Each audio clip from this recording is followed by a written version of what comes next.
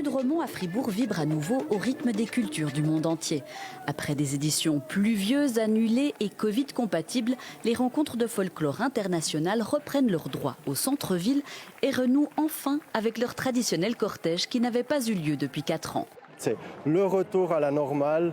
Les gens, les Fribourgeois, ils viennent au rendez-vous. On fait vibrer la ville, on y apporte des couleurs, des rythmes. Je dirais l'âme, elle se trouve ici.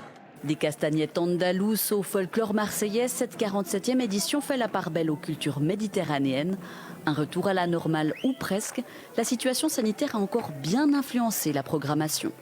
Au niveau des visas, ça devient plus restrictif, plus difficile d'avoir des visas pour les pays qui en ont besoin. Au niveau des voyages, les cars, c'est difficile de trouver des chauffeurs. Il y a des problèmes de compagnie aérienne. Malgré ces difficultés, 2 groupes d'Amérique latine ont pu faire le déplacement pour proposer au public une escale un peu plus exotique. Nous sommes très fiers de notre culture. J'adore danser et montrer toutes les danses que nous avons en Argentine et que le reste du monde puisse les voir.